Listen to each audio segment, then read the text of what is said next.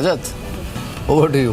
बिल्कुल West Coast Paper होगा जिसमें मैं खरीदारी यहाँ पर मैं समझता हूँ कि बनती हुई नजर आएगी। इनफैक्ट पेपर स्टॉक्स जिन भी कंपनियों के नतीजे आए हैं उनमें कंप्लीटली आउट परफॉर्मेंस देखने को मिली। एक टर्न आउट स्टोरी जेके पेपर, इसके अलावा रुचिरा पेपर में काफी स्ट्रॉन्ग हुआ था वो नजर आया। वेस्ट कोस्ट की बारी हो सकती है और रिजल्ट से पहले कहीं ना कहीं एक्यूमुलेट हो सकता है स्टॉक। 2016 के उच्चतम स्तर पे है लेकिन अभी मूव और देखने को मिल सकता है। टर्न अराउंड स्टोरी साबित हो सकती है, घाटे से मुनाफे में कंपनी आ सकती है। 5 से 7% EBITDA मार्जिन बढ़ने की उम्मीद है। और इनफैक्ट अगर आप क्वार्टरली रिजल्ट्स भी देखेंगे तो पिछली 7 तिमाहियों से लगातार ब्याज लागत में कमी होती चली जा रही है। बेहतर रिजल्ट्स की एक्सपेक्टेशन पेपर स्टॉक्स, इन स्टॉक्स से काफ़ी ज़्यादा उम्मीद बन गई है। और आउट परफॉर्मेंस इस समय मार्केट पे कुछ ऐसी स्टॉक्स चेज हो रहे हैं जहाँ पर वैल्यूएशन सपोर्टिव हो और जहाँ पर नतीजे बेहतर रहने की उम्मीद हो। वेस्ट कोस्ट पेपर पे दाव लगाते हैं तो इमीडिएटली 99 का पहला टारगेट होगा, लेकिन पोजिशनल तौर पर क्योंकि नए हाईस क्रिएट कर रहे हैं स्टॉक, बेहतर ट्रेड बनेगा पोजिशनल तौर पे, लेकिन फिलहाल 99 का टारगेट रहेगा, 92.5 का एक स्टॉप। अगर आप देखें तो वेस्ट कोस्ट पेपर आपकी स्क्रीन पर आप देखें ऑलमोस्ट डे है की ट्रेजेक्ट्री में 96 रुपये ऊपर 5.25% ऊपर कारोबार कर रहा है। शुक्र रजत आपका इस पूरी बातचीत के लिए। लेकिन दलजीत चलिए अब जीएसटी से बाहर निकलते हैं, थोड़ा सा इस इवेंट से बाहर निकलते हैं और Q1 अर्निंग सीजन की बात करते हैं हम।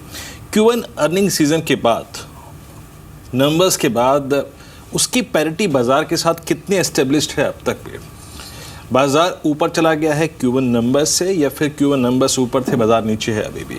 स्टॉक स्पेसिफिक हो गए अगर मैं यही बात करूं तो आपको क्या नज़र आता है, गुंजाइश कहां पर है खरीदारी की और अब कहां से निकलना चाहिए जहां पर रिस्क बढ़ गया है? मुझे लगता है कि अभी तो Q1 के नंबर्स पूरी तरह से डिस्काउंट नहीं हुए हैं क्योंकि अभी काफ़ी सारे आना बाकी भी हैं और मार्केट के लिए काफ़ी नेस्टी सरप्राइजेस बाकी हैं मेरे ख्याल से। मुझे लगता है कि Q1 का जब तक नंबर्स लास्ट नंबर्स आएंगे तो ये जो अभी हमारा 15-17% ग्रोथ का जो अनुमान ब्लूमबर्ग का चल रहा है वो घट के शायद 10% के ऊपर आ जाएगा, जो कि हमारा इंडिया निवेश का अनुमान जनवरी से ही है कि हम FY17 का ग्रोथ 10% से ज़्यादा नहीं मान रहे थे, 10 से 12 के बीच में। आई थिंक वो ही आएगा। तो हो सकता है कि Q1 के बाद जो है ये डाउनग्रेड अभी और चालू होगा। जहाँ तक आपने कहा कि कहाँ गुंजाइश है नंबर्स ठीक ठाक आने की, तो मुझे लगता है कि अक्रॉस द बोर्ड हमें ये चीज़ जो पहले से चल रही है कि टॉप लाइन नहीं है, मार्जिन्स मेंटेन है, वही सिलसिला पिछले 2 क्वार्टर्स में था, वही सिलसिला अभी भी है। तो टॉप लाइन इम्प्रूवमेंट कहीं किसी भी सेक्टर में दिख नहीं रहा है। इनफैक्ट बहुत क्लियर इंडिकेशन है कि जो अच्छे सेक्टर थे IT और फार्मा, वहाँ पर भी हमें प्रेशर देखने को मिला है। तो इसका मतलब ये हुआ कि सपोर्ट देने वाले सेक्टर नहीं है, ऑल अक्रॉस जो है वो डाउनग्रेड अभी चालू रहनी ही है। कुछ कंपनियां स्पेसिफिक किसी ने कोई पर्टिकुलर प्रोडक्ट लॉन्च किया या कुछ किया तो वो अलग बात है, बट अक्रॉस द बोर्ड जो है वो अभी मुझे लगता है कि डाउनग्रेड का सिलसिला बना रहेगा। बिल्कुल। लेकिन दलजीत, अब because you are hinting at correction या इस समय जिस तरह का रुझान देखने को मिल रहा है और आपने कहा भी कि कुछ हद तक मुनाफा वसूली करनी चाहिए, अब ये 2 तरीके से हो सकता है। एक तो मार्केट स्ट्रक्चरली जो वैल्यूएशन है उसे थोड़ा करेक्ट करे। पता नहीं उतना फ्रॉथ इस समय एट इंडेक्स लेवल है या नहीं, लेकिन एक तरीका ये होता है। दूसरा ये होता है कि आप पॉकेट्स में स्टॉक्स को सिलेक्ट करके उन प्रॉफिट टेकिंग करके उनकी वैल्यूएशन को थोड़ा नीचे लाइए, जिससे कि ओवर हीटिंग जो है मार्केट में वो कम हो।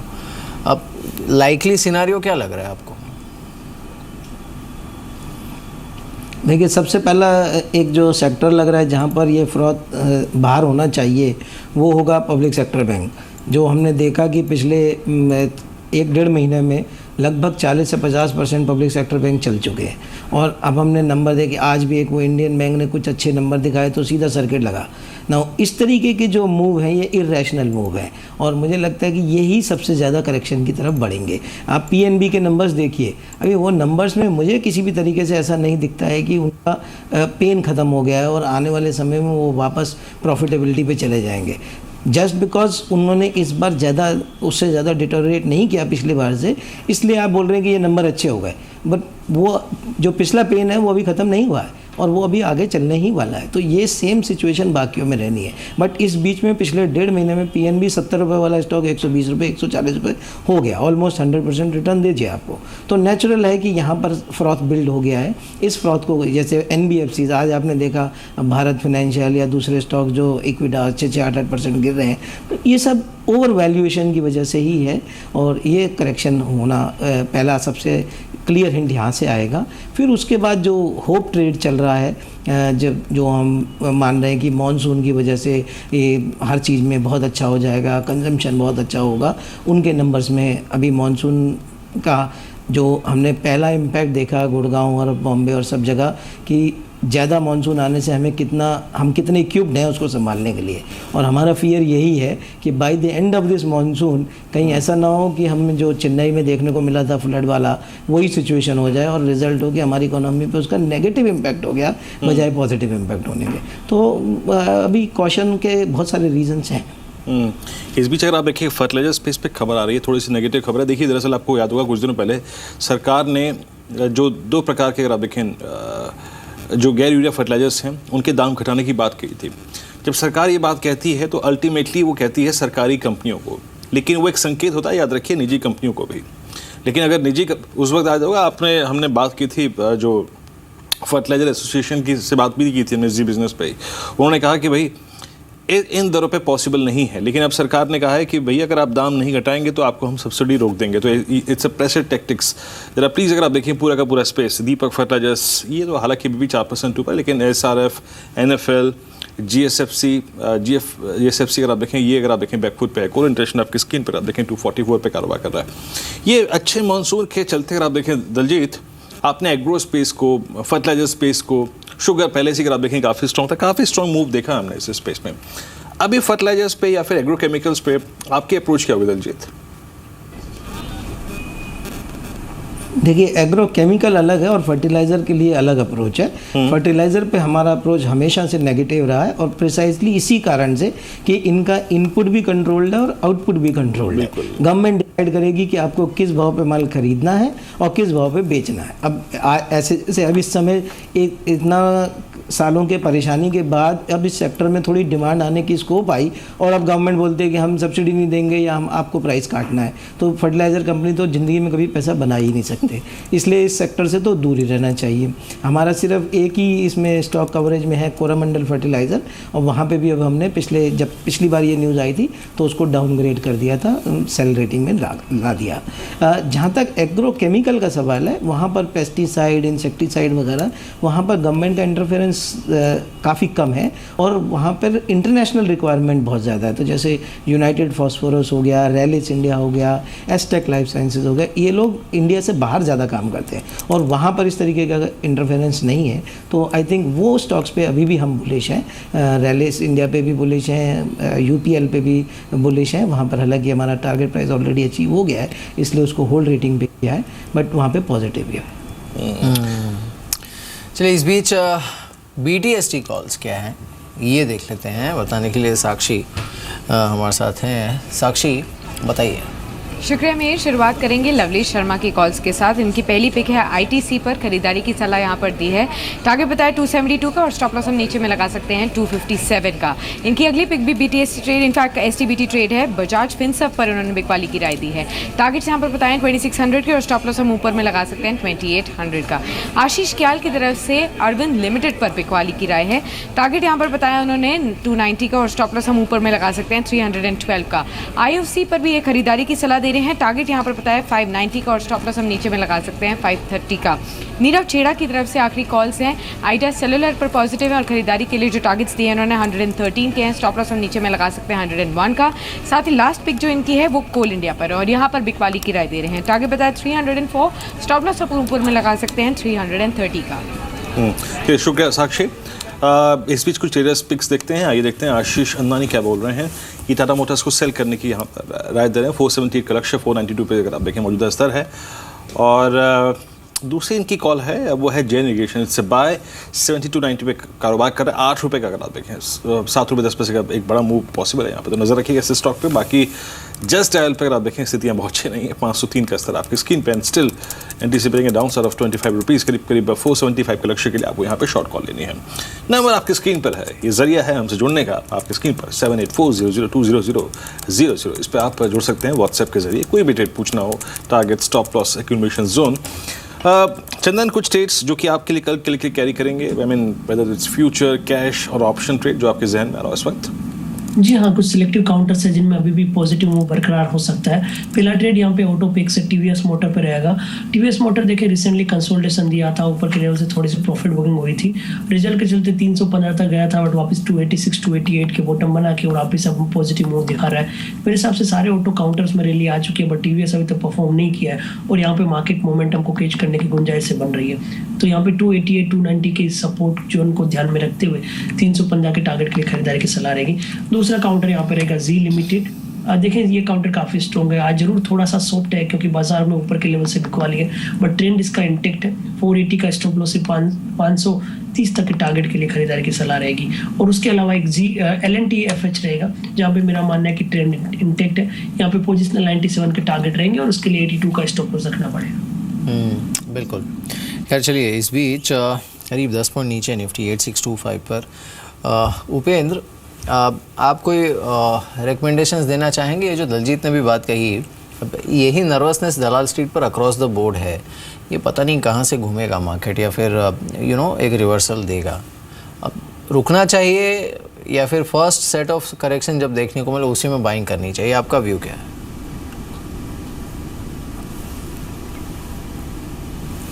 मेरे ख्याल से अभी भी there is a steam left in Indian markets और जो इवेंट्स हो रहे हैं उसका इम्पैक्ट तो पॉजिटिव रहेगा।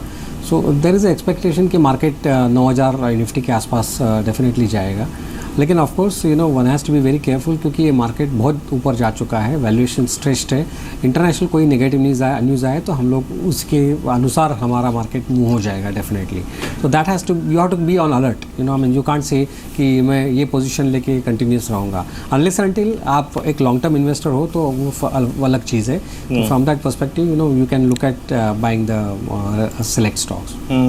दलजीत, कभी कभी फर्स्ट मूवर एडवांटेज की बात हम करते हैं, हालांकि आई थिंक मैं पता नहीं ये जो फर्स्ट मूवर एडवांटेज शब्द का इस्तेमाल कर रहा हूँ ये अभी इस सेक्टर पे आई मीन पावर क्षेत्र में सही तरीके से फिट हो पा रहा है या नहीं हो पा रहा है? आप NTPC को देखिए, पावर ग्रिड को देखिए, REC को देखिए, इनमें एक मूव दिखा है बहुत दिनों बाद, बहुत सालों बाद, और एक सेकुलर मूव दिखाई दिया है। आज के प्राइस बिहेवियर को छोड़ देते हैं, इनमें कोई इंटरेस्ट डेवलप हो रहा है सर आपका इस वक्त?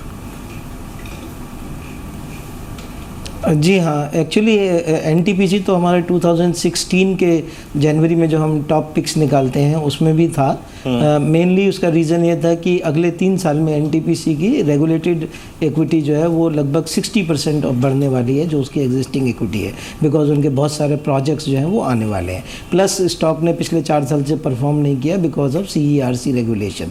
तो ये 2 चीज़ें मिल करके NTPC को एक अच्छा वैल्यू बाय बना रहे थे। अराउंड 135 136 का उस समय प्राइस था। अभी भी हमको उसमें हमारा टारगेट आई थिंक 165 का पहला टारगेट है और फिर शायद 190 का कुछ टारगेट है, क्योंकि NTPC जिस तरीके से जो नए प्रोजेक्ट्स उनके जो हैं, जो बीच में कुछ दिनों के लिए एग्जीक्यूशन में प्रॉब्लम चल रही थी, वो सब अभी सॉल्व होती नज़र आ रही है और कोल की अवेलेबिलिटी बढ़ गई है। तो NTPC क्लियर विनर है और मेरे ख्याल से पिछले 2-2.5 साल में अगर हम सबसे क्लियर कोई सेक्टर विनर देखते हैं इस गवर्नमेंट के आने के बाद, तो शायद पावर सेक्टर ही एक ऐसा सेक्टर है जहाँ पर आपको विजिबिलिटी नज़र आती है, एक बहुत क्लियर डिफरेंस नज़र आता है। पावर ग्रिड दूसरा स्टॉक है इसी क्षेत्र में जिसमें हमारा पॉजिटिव व्यू है, क्योंकि हम लोग हमेशा से जानते हैं कि ट्रांसमिशन हमने पिछले 5 जो भी 5 ईयर प्लान थे उसमें जनरेशन में तो बहुत पैसा डाला लेकिन ट्रांसमिशन में बहुत कम डाला, जबकि वर्ल्ड वाइड ये फिनोमेना होता है कि अगर आप 1 रुपया जनरेशन में डालते हैं तो 1 ही रुपया आपको ट्रांसमिशन में डालना चाहिए। तो हमारा जो अंडर इन्वेस्टमेंट ट्रांसमिशन में है वो अब आने वाले समय में ठीक होगा, तो उसमें पावर ग्रिड एक बिगेस्ट बेनिफिशियरी है, तो हमारा पॉजिटिव व्यू वहाँ पर भी बना। आप कोई और रिकमेंडेशंस देना चाहेंगे क्या दलजीत? कोई और इस तरह के स्टॉक्स जो आपके रडार पर हो, not necessarily from power space but otherwise? देखिए, अभी इस समय जैसे हमने ये देखा कि मार्केट में काफ़ी करेक्शन आया पिछले कुछ स्टॉक्स में या सेक्टर्स में, खास करके अगर हम IT की बात करें, पिछले 1.5-2 महीने में जब से ये रिज़ल्ट आना शुरू हुए तो जो दिग्गज IT कंपनियां उन्होंने काफ़ी अंडर परफॉर्म किया। तो हमें लगता है कि वहाँ पर इन्फोसिस जो है वो काफ़ी करेक्ट हो गया और ऐसा कुछ नंबर्स में इतना ख़राब नहीं था। प्लस जो उनका ट्रैक है आगे जाने का, जो 2020 की गाइडेंस है वो बरकरार है। तो मुझे लगता है कि ये डाउनफॉल जो है उसमें हम अपॉर्चुनिटी देखते हैं वहाँ पर इन्फोसिस को ऐड करने की, वो देखना चाहिए। इस समय हमारा कॉल जो है वो सब बड़े स्टॉक्स पर ज़्यादा है, बिकॉज हम समझ रहे हैं कि मार्केट में फ्रॉड ज़्यादा है और ये सब करेक्शन होगा। तो अगर आप ब्लू चिप या बड़े स्टॉक्स के साथ रहेंगे तो चांसेस हैं कि वो रिवर्सल जल्दी मिल सकता है आपको। तो एक इन्फोसिस हो गया। दूसरा आप रिलायंस को देख सकते हैं, क्योंकि रिलायंस का ये जो रेल जियो का कंसर्न है वो शायद अगले 1-1.5 महीने में ख़त्म होना चाहिए। ऐसा कुछ खबरें चल रही थी कि 15 अगस्त तक ही शायद वो लॉन्च कर देंगे। तो जो एक ओवरहैंग है कि ये टेलीकॉम में आने के बाद क्या होगा, वो अनसर्टनिटी खत्म हो जाएगी। ऐसा नहीं हम बोल रहे हैं कि टेलीकॉम से पैसा बनना शुरू हो जाएगा, बट एक अनसर्टनिटी स्टॉक के ऊपर जो थी वो खत्म होगी। प्लस रिफाइनिंग मार्जिन अच्छे चल रहे हैं और जो उनके पेट्रोकेमिकल का स्प्रेड है वो काफ़ी अच्छा है। तो अगले क्वार्टर के नंबर्स में पेट्रोकेमिकल के मार्जिन अच्छे दिखने चाहिए।